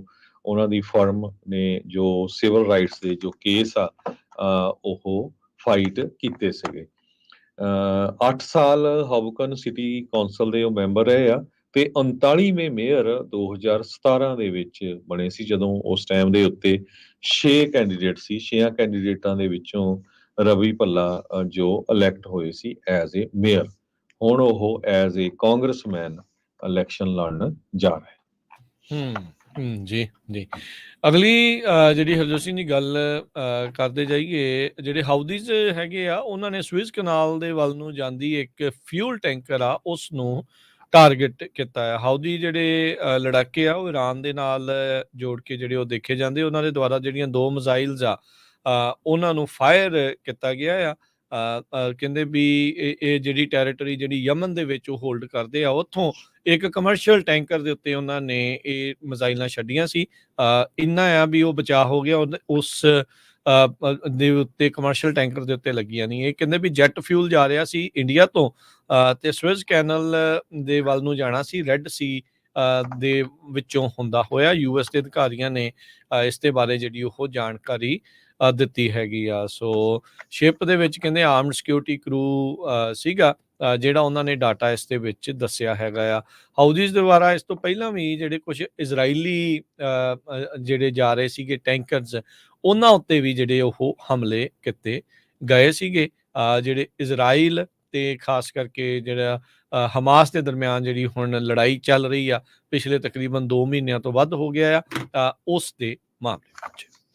ਜੀ, ਤੇ ਅੱਜ ਰਾਜਕਰਮੀਤ ਸਿੰਘ ਜੀ ਥੋੜੀ ਜਿਹੀ ਆਪਾਂ ਹੈਲਥ ਇੰਸ਼ੋਰੈਂਸ ਦੀ ਵੀ ਗੱਲ ਕਰਦੇ ਜਾਈਏ, ਕਿਉਂਕਿ ਕਵਰ ਕੈਲੀਫੋਰਨੀਆ ਦੀਆਂ ਜੋ ਐਪਲੀਕੇਸ਼ਨਾਂ ਚੱਲ ਰਹੀਆਂ ਆ ਉਹਦੇ ਸੰਬੰਧ ਦੇ ਵਿੱਚ ਖਾਲਸਾ ਇੰਸ਼ੋਰੈਂਸ ਏਜੰਸੀ ਵੱਲੋਂ ਦੱਸਦੇ ਜਾਈਏ ਸਾਡਾ ਲਾਇਸੈਂਸ ਨੰਬਰ 0F89805 ਤੇ 2014 ਤੋਂ ਹੀ ਆਪਾਂ ਹੈਲਥ ਇੰਸ਼ੋਰੈਂਸ ਦੇ ਵਿੱਚ ਹਜ਼ਾਰਾਂ ਦੇ ਕਰੀਬ ਲੋਕਾਂ ਦੀ ਜਿਹੜੀ ਆ ਹੈਲਪ ਕੀਤੀ ਹੈਗੀ ਆ। ਉਹਨਾਂ ਨੂੰ ਕਵਰ ਕੈਲੀਫੋਰਨੀਆ, ਅਵਾਮਾ ਕੇਅਰ ਜਿਹਨੂੰ ਕਹਿੰਦੇ ਹੈਗੇ ਕੈਲੀਫੋਰਨੀਆ ਦੇ ਵਿੱਚ, ਮੈਡੀਕੇਅਰ ਨੂੰ ਲੈ ਕੇ, ਮੈਡੀਕੈਲ ਨੂੰ ਲੈ ਕੇ ਉਹਦੇ ਵਿੱਚ ਹੈਲਪ ਕੀਤੀ ਆ। ਵੈਸੇ ਸਾਡਾ ਜਿਹੜਾ ਇੰਸ਼ੋਰੈਂਸ ਦਾ ਆਫਿਸ ਆ 1992 ਤੋਂ ਬਿਜ਼ਨਸ ਦੇ ਵਿੱਚ ਆ ਤੇ ਸੈਨੋਜ਼ੇ ਦੇ ਵਿੱਚ ਸਾਡਾ ਮੇਨ ਆਫਿਸ ਆ।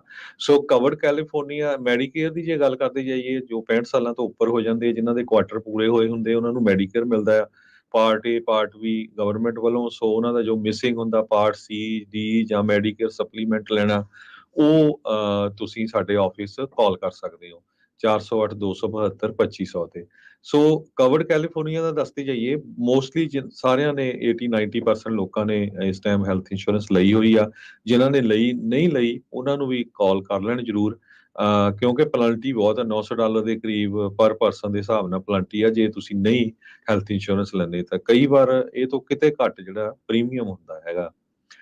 ਸੋ ਜੇ ਤੁਸੀਂ ਦਸੰਬਰ 15 ਤੋਂ ਪਹਿਲਾਂ ਜਿਹੜੀ ਐਪਲੀਕੇਸ਼ਨ ਭਰ ਲਾਂਗੇ ਤੇ ਤੁਹਾਡੀ ਜਨਵਰੀ 1 ਤੋਂ ਸਟਾਰਟ ਹੋ ਜਾਣੀ ਆ, ਤੇ ਜੇ ਬਾਅਦ ਦੇ ਵਿੱਚ ਹੋਈ ਫਿਰ ਫਰਵਰੀ 1 ਤੋਂ ਜਾ ਕੇ ਸਟਾਰਟ ਹੋਣੀ ਆ। ਈਵਨ ਦੋ ਜਿਹੜੀ ਡੇਟ ਸਮਾਂ ਕਾਫੀ ਹੈਗਾ ਆ ਕਵਰ ਕੈਲੀਫੋਰਨੀਆ ਦੀਆਂ ਐਪਲੀਕੇਸ਼ਨਾਂ ਭਰਨ ਨੂੰ। ਜਿਨ੍ਹਾਂ ਕੋਲ ਆਲਰੇਡੀ ਚੱਲਦੀ ਹੈ ਹੈਲਥ ਇੰਸ਼ੋਰੈਂਸ ਉਹਨਾਂ ਦੇ ਰਿਨਿਊ ਹੋ ਗਏ ਆਟੋਮੈਟਿਕ। ਸਾਡੇ ਆਫਿਸ ਵੀ ਬਹੁਤ ਲੋਕਾਂ ਨੇ ਕਾਲਾਂ ਕਰਕੇ ਜਿਹੜੇ ਆ ਰਿਨਿਊਲ ਕਰਾ ਲਿਆ। ਕਿਸੇ ਦੀ ਕੋਈ ਇਨਕਮ ਅਪਡੇਟ ਕਰਨੀ ਆ, ਐਡਰੈਸ ਅਪਡੇਟ ਕਰਨਾ, ਫੈਮਿਲੀ ਮੈਂਬਰ ਵੱਧਦਾ ਹੋਇਆ, ਫੈਮਿਲੀ ਮੈਂਬਰ ਬੱਚੇ ਕਿਸੇ ਦਾ ਵਿਆਹ ਹੋ ਗਿਆ, ਮੂਵ ਹੋ ਗਿਆ, ਜਾਂ ਬੱਚਾ ਜੌਬ ਤੇ ਲੱਗ ਗਿਆ, ਉਹਨੂੰ ਆਪਣੀ ਪਲਾਨ ਚੋਂ ਕੱਢਣਾ। ਸੋ ਬਹੁਤ ਸਾਰੀਆਂ ਚੇਂਜਸ ਹੁੰਦੀਆਂ। ਇੱਕ ਜ਼ਰੂਰ ਮੈਂ ਆਪਣੇ 32-33 ਸਾਲਾਂ ਦੇ ਇਸ ਫਾਈਨੈਂਸ਼ੀਅਲ ਬਿਜ਼ਨਸ ਦੇ ਵਿੱਚ ਦੇਖਿਆ ਵੀ ਆਪਣੀ ਕਮਿਊਨਿਟੀ ਦੇ ਲੋਕ ਜਿਹੜੇ ਆ ਪੰਜਾਬੀ ਪੇਪਰ ਵਰਕ ਦਾ ਧਿਆਨ ਨਹੀਂ ਰੱਖਦੇ। ਚਿੱਠੀ ਤਾਂ ਬਸ ਆਉਂਦੀ ਆ, ਚੱਕ ਕੇ ਘਰ ਵਿੱਚ ਮਾਰਦੇ ਆ, ਮੁੜ ਕੇ ਕਹਿ ਦਿੰਦੇ ਸਾਨੂੰ ਤਾਂ ਚਿੱਠੀ ਨਹੀਂ ਆਈ ਜੀ, ਸਾਨੂੰ ਪਤਾ ਨਹੀਂ। ਜਾਂ ਬਹੁਤ ਵਾਰ ਏਦਾਂ ਹੁੰਦਾ ਵੀ ਹਸਪਤਾਲ ਤੋਂ ਜਾਂ ਡਾਕਟਰ ਦੇ ਆਫਿਸ ਚੋਂ ਕਾਲ ਆਉਂਦੀ ਆ ਵੀ ਭਾਜੀ ਮੇਰਾ ਤਾਂ ਕਾਰਡ ਹੀ ਨਹੀਂ ਚੱਲ ਰਿਹਾ ਇੰਸ਼ੋਰੈਂਸ ਦਾ। ਤੇ ਉਹ ਜਦ ਚੈੱਕ ਕੀਤਾ ਵੀ ਜੀ ਤੁਹਾਡੀ ਪੇਮੈਂਟ, ਮੇਰੀ ਤਾਂ ਆਟੋਮੈਟਿਕ ਜਾ ਰਹੀ ਸੀ, ਤੇ ਪੁੱਛਿਆ ਵੀ ਤੁਸੀਂ ਚੈੱਕ ਕੀਤਾ ਕਦੇ ਆਪਣਾ ਕ੍ਰੈਡਿਟ ਕਾਰਡ ਜਾਂ ਆਪਣੀ ਚੈਕਿੰਗ ਅਕਾਊਂਟ? ਉਹ ਜਵਾਬ ਨਹੀਂ ਹੁੰਦਾ। ਸੋ ਇਹ ਇੱਕ ਬਹੁਤ ਜ਼ਰੂਰੀ ਆ। ਬਹੁਤ ਵਾਰ ਆਪਾਂ ਪਿਛਲੇ ਸਾਲਾਂ ਦੇ ਦੌਰਾਨ ਕਹਿੰਦੇ ਰਹੇ ਆ, ਅਮਰੀਕਾ ਦੇ ਵਿੱਚ ਨੰਬਰ 1 ਜਿਹੜਾ ਬੈਂਕਰਪਸੀ ਦਾ ਕਾਰਨ ਉਹ ਕਿਸੇ ਬੰਦੇ ਦੀ ਹੈਲਥ ਇੰਸ਼ੋਰੈਂਸ ਨਾ ਹੋਣਾ ਆ। ਰੱਬ ਨਾ ਕਰੇ ਕਿਤੇ ਤੁਹਾਨੂੰ ਇੱਕ ਵਾਰੀ ਵੀ ਹਸਪਤਾਲ ਜਾਣਾ ਪੈ ਜਾਏ, 2-4 ਘੰਟੇ ਵੀ ਰਹਿ ਗਏ ਤਾਂ ਉਹ $15,000-20,000 ਦਾ ਬਿੱਲ ਆ ਜਾਂਦਾ। ਜਿਨ੍ਹਾਂ ਦੀ ਇੰਸ਼ੋਰੈਂਸ ਚੱਲਦੀ ਉਹਨਾਂ ਨੂੰ ਪਤਾ ਹੈ, ਆਪਣੇ ਬਿੱਲ ਖੋਲ ਕੇ ਦੇਖਿਓ। ਉਹ ਜਦੋਂ ਬਿੱਲ ਭੇਜਦੇ ਆ ਨਾ ਵੀ ਇੰਸ਼ੋਰੈਂਸ ਨੇ ਇੰਨੇ ਪੇ ਕੀਤੇ ਤਾਂ ਤੁਹਾਡੀ ਜਿਹੜੀ ਆ ਤੁਹਾਡਾ ਪਾਰਟ ਜਿਹੜਾ ਇੰਨਾ ਹੈਗਾ ਆ। ਸੋ ਹੈਲਥ ਇੰਸ਼ੋਰੈਂਸ ਬਹੁਤ ਜ਼ਰੂਰੀ ਆ। ਮੇਕ ਸ਼ੋਰ ਕਰ ਲਓ ਸਾਰਿਆਂ ਦੇ ਕੋਲ ਹੋਣੀ ਚਾਹੀਦੀ ਆ। ਕੋਈ ਬਾਲੀ ਮਹਿੰਗੀ ਨਹੀਂ, ਤੇ ਜਿਨ੍ਹਾਂ ਲਈ ਮਹਿੰਗੀ ਹੈਗੀ ਆ ਉਹਨਾਂ ਦੀ ਇਨਕਮ ਵੀ ਠੀਕ ਹੈਗੀ ਆ, ਉਹਨਾਂ ਨੂੰ ਕੋਈ ਐਡਾ ਔਖਾ ਨਹੀਂ ਹੈਗਾ, ਉਹ ਪੇ ਕਰ ਸਕਦੇ ਹੈਗੇ ਆ। ਸੋ ਜੇ 15 ਦਸੰਬਰ ਤੋਂ ਪਹਿਲਾਂ ਅਪਲਾਈ ਕਰ ਦੋਗੇ ਤਾਂ ਤੁਹਾਡੀ ਜਿਹੜੀ ਆ ਉਹ ਜਨਵਰੀ 1 ਤੋਂ ਸਟਾਰਟ ਹੋ ਜਾਣੀ ਆ। ਸੋ 2 ਦਿਨ ਰਹਿ ਜੇ ਗਏ ਆ 15 ਤੋਂ ਵਿੱਚ। ਬਾਅਦ ਕਰੋਗੇ ਫਿਰ ਉਹ ਫਰਵਰੀ 'ਚ ਹੋਣੀ ਆ। ਬਹੁਤ ਵਾਰ ਜਿਹੜੀਆਂ ਕਈ ਡਾਕਟਰਸ ਦਾ ਉਹ ਪਲਾਨ ਨਹੀਂ ਲੈਂਦੇ, ਜਾਂ ਉਹ ਪਲਾਨ ਵਾਲੇ ਉਹ ਡਾਕਟਰਸ ਨੂੰ ਕੱਢ ਦਿੰਦੇ ਆ। ਕਿਸੇ ਕੋ ਬਲੂ ਕ੍ਰਾਸ ਸੀ, ਕਿਸੇ ਕੋ ਬਲੂ ਸ਼ੀਲਡ ਸੀ, ਕਿਸੇ ਕੋ ਕਾਈਜ਼ਰ, ਜਾਂ ਸੋ ਤੁਸੀਂ ਉਹ ਇਹ ਮੌਕਾ ਹੁੰਦਾ, ਤੁਸੀਂ ਚੇਂਜ ਕਰਾ ਸਕਦੇ ਆ ਦਸੰਬਰ 15 ਤੋਂ ਪਹਿਲਾਂ ਪਹਿਲਾਂ। ਤੇ ਜੇ ਕਿਸੇ ਹੋਰ ਪਲਾਨ ਦੇ ਵਿੱਚ ਜਾਣਾ ਆ ਤੇ ਉਹਦੇ ਸੰਬੰਧ ਦੇ ਵਿੱਚ ਤੁਸੀਂ ਖਾਲਸਾ ਇੰਸ਼ੋਰੈਂਸ ਏਜੰਸੀ ਦੇ ਆਫਿਸ ਕਾਲ ਕਰ ਲਿਓ 408 272 2500 ਤੇ। ਇੱਕ ਗੱਲ ਹੋਰ ਜ਼ਰੂਰ ਮੈਂ ਕਲੀਅਰ ਕਰਦਾ ਜਾਵਾਂ ਵੀ ਜਿਹੜੀਆਂ ਨਵੀਆਂ ਪਲਾਨਸ ਸ਼ੁਰੂ ਹੋਣੀਆਂ ਜਨਵਰੀ 1 2024 ਤੋਂ, ਜੀ ਉਹ ਤੁਹਾਡੀ ਜਿਹੜੀ ਇਨਕਮ ਆ ਉਹ ਬੇਸਡ ਹੋਣੀ ਆ 2024 ਦੀ, ਜਿਹੜੀ ਤੁਸੀਂ 2025 ਵਿੱਚ ਜਾ ਕੇ ਫਾਈਲ ਕਰਨੀ ਆ। ਸੋ ਬਹੁਤ ਸਾਰੇ ਆਪਣੇ ਭੈਣ ਭਰਾ ਆ ਜਿਨ੍ਹਾਂ ਦਾ ਬਿਜ਼ਨਸ ਸਲੋ ਆ, ਟਰੱਕਿੰਗ ਦਾ ਬਿਜ਼ਨਸ ਆਪਾਂ ਨੂੰ ਪਤਾ ਕਾਫੀ ਸਲੋ ਆ। ਹਜੇ ਇਹ ਵੀ ਖਬਰਾਂ ਆ ਰਹੀਆਂ ਵੀ 4-5 ਮਹੀਨੇ ਸ਼ੁਰੂਆਤ ਦੇ ਸਲੋ ਰਹੂਗਾ, ਸੋ ਉਹਨਾਂ ਦੀ ਇਨਕਮ ਘੱਟ ਹੋਣੀ ਆ। ਕਈਆਂ ਦੇ ਛੋਟੇ ਬਿਜ਼ਨਸਸ ਆ, ਉਹਨਾਂ ਦੀ ਇਨਕਮ ਘੱਟ ਆ। ਬਹੁਤ ਸਾਰੇ ਲੋਕ ਲੇ ਆਫ ਹੋ ਗਏ ਆ, ਉਹਨਾਂ ਕੋਲ ਅਨਪਲਾਇਮੈਂਟ ਆ। ਕਿਉਂਕਿ ਪ੍ਰੋਬਲਮ ਕੀ ਹੁੰਦੀ ਆ ਨਾ, ਵੀ ਫਾਰਮ ਭਰਨਾ, ਇੰਗਲਿਸ਼ ਆਣੀ ਉਹ ਕੋਈ ਵੱਡੀ ਗੱਲ ਨਹੀਂ ਹੈ, ਉਹ ਹਰ ਇੱਕ ਕਰ ਸਕਦਾ ਆ। ਮੇਰੇ ਆਫਿਸ ਹਰ ਰੋਜ਼ 5-7 ਕਾਲਾਂ ਇਦਾਂ ਦੀਆਂ ਆਉਂਦੀਆਂ, ਭਾਜੀ ਅਸੀਂ ਐਪਲੀਕੇਸ਼ਨ ਭਰੀ ਸੀ, ਉਹ ਡਿਨਾਈ ਹੋ ਗਈ, ਉਹ ਮੈਸਅਪ ਹੋ ਗਈ, ਉਹ ਸਾਡੀ ਮਾਤਾ ਆਈ ਨੂੰ 2.5 ਮਹੀਨੇ ਹੋ ਗਏ, ਉਹਨੂੰ ਮੈਡੀਕਲ ਨਹੀਂ ਮਿਲ ਰਿਹਾ। ਮੈਂ ਐਪਲੀਕੇਸ਼ਨ ਕਿਨ ਭਰੀ ਸੀ, ਕੀ ਉੱਥੇ ਤੁਸੀਂ ਸ਼ੋਅ ਕੀਤਾ ਸੀ? ਉਹ ਕਿਉਂਕਿ ਤੁਸੀਂ ਹਰ ਫੀਲਡ 'ਚ ਐਕਸਪਰਟ ਨਹੀਂ ਹੋ ਸਕਦੇ। ਜਿਹੜਾ ਇੰਸ਼ੋਰੈਂਸ ਫੀਲਡ ਵਾਲਾ ਉਹ ਇੰਸ਼ੋਰੈਂਸ ਐਕਸਪਰਟ ਆ, ਜਿਹੜਾ ਰੀਅਲ ਸਟੇਟ ਦਾ ਬ੍ਰੋਕਰ ਆ ਉਹ ਰੀਅਲ ਸਟੇਟ 'ਚ ਆ, ਜਿਹੜਾ ਅਕਾਊਂਟਿੰਗ ਵਾਲਾ ਉਹ ਅਕਾਊਂਟਿੰਗ 'ਚ ਆ, ਜਿਹੜਾ ਇੰਜੀਨੀਅਰਿੰਗ ਆ ਉਹ ਆਪਣੇ ਆਪਣੇ ਫੀਲਡ 'ਚ ਹੋਊਗਾ। ਸੋ ਇਹਦੇ 'ਚ ਕੋਈ ਜਦੋਂ ਤੁਸੀਂ ਸਾਡੇ ਆਫਿਸ ਕਾਲ ਕਰਦੇ ਆ, ਅਸੀਂ ਕਦੇ ਐਕਸਟਰਾ ਕੋਈ ਚਾਰਜ ਨਹੀਂ ਲੈਂਦੇ ਹੈਗੇ, ਜੀ ਬਲਕਿ ਸਾਡੇ ਆਫਿਸ ਵਾਲੇ ਤਾਂ 99% ਆਫ ਦਾ ਟਾਈਮ ਕਾਉਂਟੀ ਦੀਆਂ ਮੈਡੀਕਲ ਐਪਲੀਕੇਸ਼ਨਾਂ ਭਰਨ ਦੇ ਵਿੱਚ ਵੀ ਹੈਲਪ ਕਰਦੇ ਆ। ਮੈਨੂੰ ਇਹ ਹੁੰਦਾ ਵੀ ਚਲੋ ਨਵੇਂ ਬੰਦੇ ਆਏ ਆ, ਵੀ ਕਿਸੇ ਦੀ ਹੈਲਪ ਹੋ ਜਾਏ। ਬਹੁਤ ਸਾਰੇ ਗੁਰੂ ਘਰਾਂ 'ਚ ਗ੍ਰੰਥੀ ਸਿੰਘ, ਮੰਦਿਰ ਵਾਲਿਆਂ, ਪੁਜਾਰੀ, ਮੈਨੂੰ ਲੱਗਦਾ ਵੀ 60-70% ਜਿਹੜੇ ਕੈਲੀਫੋਰਨੀਆ ਦੀਆਂ ਜਿੰਨੀਆਂ ਵੀ ਧਾਰਮਿਕ ਸੰਸਥਾਵਾਂ ਆ ਆਪਣੇ ਨਾਲ ਰਿਲੇਟਡ ਆ ਪੰਜਾਬੀਆਂ ਦੀਆਂ, ਉਹ ਸਾਰਿਆਂ ਦੇ ਆਪਾਂ ਹੈਲਪ ਕੀਤੀ ਆ। ਸੋ ਇਹ ਹੁੰਦਾ ਵੀ ਚਲੋ ਕੋਈ ਨਹੀਂ, ਸਾਡੇ EMPLOYEE ਦੇ 2 ਘੰਟੇ ਲੱਗ ਜਾਊਗੇ, ਪਰ ਚਲ ਅਗਲੇ ਦੀ ਜਿਹੜੀ ਐਪਲੀਕੇਸ਼ਨ ਆ ਉਹ ਬਿਲਕੁਲ ਸਹੀ ਭਰ ਹੋ ਜਾਊਗੀ, ਚਾਹੇ ਸਾਨੂੰ ਕੁਛ ਨਾ ਵੀ ਮਿਲੇ ਉਸ ਐਪਲੀਕੇਸ਼ਨ 'ਚ। ਸੋ ਇਸ ਕਰਕੇ ਜਿਹੜਾ ਪ੍ਰੋਫੈਸ਼ਨਲ ਬੰਦਾ ਉਹ ਤੋਂ ਸਲਾਹ ਜ਼ਰੂਰ ਲੈ ਲਿਆ ਕਰੋ। ਮੈਂ ਇਹ ਨਹੀਂ ਕਹਿੰਦਾ ਵੀ ਸਾਡੇ ਆਫਿਸ ਤੋਂ ਹੀ ਲਾਓ, ਕਿਸੇ ਹੋਰ ਤੋਂ ਵੀ। ਸੋ ਕੋਈ ਵੀ ਜਿਹੜਾ ਕੰਮ ਹੈਗਾ ਆ ਉਹ ਉਸੇ ਫੀਲਡ ਦੇ ਪ੍ਰੋਫੈਸ਼ਨਲ ਬੰਦੇ ਤੋਂ ਲਓ, ਜਦ ਜਿੱਥੇ ਕਿ ਤੁਹਾਨੂੰ ਪਤਾ ਹੈ ਵੀ ਉਹਨਾਂ ਨੇ ਤੁਹਾਨੂੰ ਕੋਈ ਪੈਸੇ ਉਹਦੇ ਐਕਸਟਰਾ ਚਾਰਜ ਨਹੀਂ ਕਰਨੇ ਹੈਗੇ। ਜੋ ਤੁਹਾਡੀ ਇੰਸ਼ੋਰੈਂਸ ਦੇ ਪਲਾਨ ਦੇ ਹੋਣੇ ਉਹ ਤਾਂ ਹੋਣੇ, ਉਹ ਫਿਕਸ ਰੇਟ ਆ, ਉਹ ਤੁਸੀਂ ਕਿਸੇ ਵੀ ਇੰਸ਼ੋਰੈਂਸ ਵਾਲੇ ਕੋਲ ਚਲ ਜਾਓ। ਦੂਸਰਾ ਕੀ ਹੁੰਦਾ ਵੀ ਕਈ ਵਾਰੀ ਉਵੇਂ ਖੁੰਭਾਂਗੇ ਥੋੜੇ ਕੁ ਮਹੀਨੇ ਲਈ ਉੱਠ ਖੜਦੇ ਆ ਤੇ ਉਹ 2-3 ਮਹੀਨੇ ਭਰ ਕੇ ਮੁੜ ਕੇ ਫਿਰ ਉਹ ਲੱਭਦੇ ਨਹੀਂ ਹੈ, ਕਿਉਂਕਿ ਆਹੀ 2-3 ਮਹੀਨੇ ਹੁੰਦੇ ਆ ਜਦੋਂ ਇਹ ਐਪਲੀਕੇਸ਼ਨਾਂ ਦਾ ਹੁੰਦਾ। ਮੁੜ ਕੇ ਫਿਰ ਉਹ ਕਾਲਾਂ ਆਉਂਦੀਆਂ ਰਹਿੰਦੀਆਂ ਵੀ ਜੀ ਸਾਡਾ ਏਜੰਟ ਨਹੀਂ ਲੱਭਦਾ, ਸਾਨੂੰ ਆਹ ਹੋ ਗਿਆ, ਹੁਣ ਸਾਨੂੰ ਆਹ ਨਹੀਂ ਪਤਾ ਲੱਗ ਰਿਹਾ। ਸੋ ਭਾਈ ਉਦਾਂ ਦੇ ਬੰਦੇ ਕੋਲ ਜਾਇਆ ਕਰੋ ਜਿਹਦਾ ਆਫਿਸ ਸਾਰਾ ਸਾਲ ਖੁੱਲਾ ਰਹਿੰਦਾ ਆ, ਜਿਹੜੇ ਆਫਿਸ 'ਚ ਘੱਟੋ ਘੱਟ ਤੁਹਾਨੂੰ ਸੇਮ ਡੇ ਜਵਾਬ ਮਿਲ ਜਾਂਦਾ। ਹਾਂ ਇਹ ਗੱਲ ਜ਼ਰੂਰ ਆ, ਹੁਣ ਜੇ ਤੁਸੀਂ ਮੇਰੇ ਆਫਿਸ ਕਾਲ ਕਰੋਗੇ, ਕਿਉਂਕਿ ਸਾਡੇ ਕੋਲ ਤਾਂ 20-25 ਹਜ਼ਾਰ ਦੇ ਕਰੀਬ ਕਸਟਮਰ ਆ, ਹੋ ਸਕਦਾ ਰਾਈਟ ਵੇ ਤੁਹਾਨੂੰ ਜਿਹੜਾ ਆ ਉਹ ਕਾਲ ਨਾ ਲੈ ਸਕੀਏ, ਕਿਉਂਕਿ ਸਾਡੇ ਜਿੰਨੇ ਵੀ EMPLOYEE ਆ ਕਾਲਾਂ ਬਹੁਤ ਹੁੰਦੀਆਂ, ਕਾਲ ਤੇ ਕਾਲ ਆਈ ਹੁੰਦੀ ਆ, ਪਰ ਅਸੀਂ ਟਰਾਈ ਕਰਦੇ 100% ਆਫ ਦਾ ਟਾਈਮ ਵੀ ਤੁਹਾਨੂੰ ਸੇਮ ਡੇ ਜਵਾਬ ਮਿਲ ਜਾਏ। ਸੇਮ ਡੇ ਤੁਹਾਡੀ ਜਿਹੜੀ ਕੋਈ ਪ੍ਰੋਬਲਮ ਆ ਜੇ ਸੋਲਵ ਕਰ ਸਕਦੇ, ਤੁਹਾਨੂੰ ਸਹੀ ਸਲਾਹ ਦਈਏ ਵੀ ਕਿੱਥੇ ਤੁਸੀਂ ਕਾਉਂਟੀ ਦੇ ਆਫਿਸ ਜਾਣਾ ਆ, ਕਿੱਥੇ ਕੀ ਕਰਨਾ ਹੈਗਾ ਆ। ਸੋ ਉਹਦੇ ਲਈ ਤੁਸੀਂ ਖਾਲਸਾ ਇੰਸ਼ੋਰੈਂਸ ਏਜੰਸੀ ਕਾਲ ਕਰ ਸਕਦੇ ਹੋ। ਕਵਰਡ ਕੈਲੀਫੋਰਨੀਆ ਹੈਲਥ ਇੰਸ਼ੋਰੈਂਸ ਦੇ ਸੰਬੰਧ ਦੇ ਵਿੱਚ, ਮੈਡੀਕੇਅਰ ਦੇ ਸੰਬੰਧ ਦੇ ਵਿੱਚ ਬਹੁਤ ਸਾਰੇ ਆਪਣੇ ਪੰਜਾਬੀ ਭੈਣ ਭਰਾ ਆ, ਉਹਨਾਂ ਦੇ ਰਿਸ਼ਤੇਦਾਰਾਂ ਦੇ ਆ। ਵਿਜ਼ਟਰਸ ਹੈਲਥ ਇੰਸ਼ੋਰੈਂਸ ਬਹੁਤ ਜ਼ਰੂਰੀ ਆ, ਜੀ ਰੱਬ ਨਾ ਕਰੇ ਕਿਤੇ ਹਸਪਤਾਲ ਜਾਣਾ ਪੈ ਜਾਏ ਤਾਂ ਤੁਹਾਡੇ ਸਿਰ ਬਿੱਲ ਬਹੁਤ ਪੈ ਜਾਣਾ ਹੈ, ਬਹੁਤ ਪੈ ਤੇ ਉਹ ਬਾਹਲੀ ਮਹਿੰਗੀ ਵੀ ਨਹੀਂ ਹੁੰਦੀ। ਸੋ ਇਹ ਸਾਰੀਆਂ ਜਿਹੜੀਆਂ ਇੰਸ਼ੋਰੈਂਸਸ ਹੈਲਥ ਰਿਲੇਟਡ ਆ, ਉਹਦੇ ਸੰਬੰਧ ਦੇ ਵਿੱਚ ਤੁਸੀਂ ਖਾਲਸਾ ਇੰਸ਼ੋਰੈਂਸ ਏਜੰਸੀ ਕਾਲ ਕਰ ਸਕਦੇ ਹੋ 408 272 2500 ਤੇ 4082722500। ਜੀ ਬਿਲਕੁਲ। ਸੋ ਕਵਰ ਕੈਲੀਫੋਰਨੀਆ ਆ, ਚਾਹੇ ਮੈਡੀਕੇਅਰ ਆ, ਵਿਜ਼ਟਰ ਇੰਸ਼ੋਰੈਂਸ, ਲਾਈਫ ਇੰਸ਼ੋਰੈਂਸ, ਇਹਨਾਂ ਸਾਰੀਆਂ ਚੀਜ਼ਾਂ ਦੇ ਲਈ ਤੁਸੀਂ ਇਹਨਾਂ ਦੇ ਨਾਲ ਕੰਟੈਕਟ ਕਰ ਲਿਓ ਜੀ 408 272 2500 ਦੇ ਉੱਤੇ। ਪਰਿਵਾਰ 'ਚ ਵਾਧਾ ਹੋਇਆ, ਕਿਸੇ ਦਾ ਵਿਆਹ ਹੋਇਆ, ਕਿਸੇ ਦੇ ਬੇਬੀ ਬੋਰਨ ਹੋਇਆ ਆ, ਕੁਛ ਹੋਇਆ ਆ, ਉਹਦੇ ਨਾਲ ਕੋਈ ਲੇ ਆਫ ਰਿਲੇਟਡ ਹੋ ਗਿਆ, ਕੋਈ ਹੋਰ ਸਟੇਟ ਤੋਂ ਮੂਵ ਹੋਇਆ, ਕੋਈ ਇਨਕਮ ਇੰਡੀਆ ਤੋਂ ਚੇਂਜ ਮੂਵ ਹੋਈ ਹੋਇਆ। ਸੋ ਆ ਬਹੁਤ ਸਿਚੁਏਸ਼ਨ, ਕਿਸੇ ਦਾ ਡਿਵੋਰਸ ਹੋ ਗਿਆ, ਬਹੁਤ ਸਿਚੁਏਸ਼ਨ ਤਰ੍ਹਾਂ ਤਰ੍ਹਾਂ ਦੀਆਂ ਆਉਂਦੀਆਂ ਆ, ਜੀ ਤੇ ਤੁਸੀਂ ਕਾਲ ਕਰ ਸਕਦੇ ਹੋ ਜੀ 408 272 2500 ਦੇ ਉੱਤੇ। ਤੇ ਹਰਜੋਤ ਸਿੰਘ ਜੀ ਹੁਣ ਲੈਂਦੇ ਆ ਜੀ ਇਜਾਜ਼ਤ। ਅੱਜ ਦੇ ਪ੍ਰੋਗਰਾਮ ਦੀ ਇੱਥੇ ਹੀ ਜਿਹੜੀ ਜੀ ਉਹ ਸਮਾਪਤੀ ਹੈ। ਮੇਰੇ ਰਾਜਕਮਲ ਸਿੰਘ ਵੱਲੋਂ ਤੇ ਹਰਜੋਤ ਸਿੰਘ ਵੱਲੋਂ ਸਭ ਨੂੰ ਪਿਆਰ ਭਰੀ ਨਿੱਘੀ ਸਤਿ ਸ੍ਰੀ ਸਤਿ ਅਕਾਲ। ਸ਼੍ਰੀ ਜਿਹਨੇ ਵਾਸਤੇ ਖੇਡਦੇ ਰਹੋ, ਸੁਣਦੇ ਰਹੋ, ਦੇਖਦੇ ਰਹੋ ਪੰਜਾਬੀ ਰੇਡੀਓ ਅਕਾਲ। USA।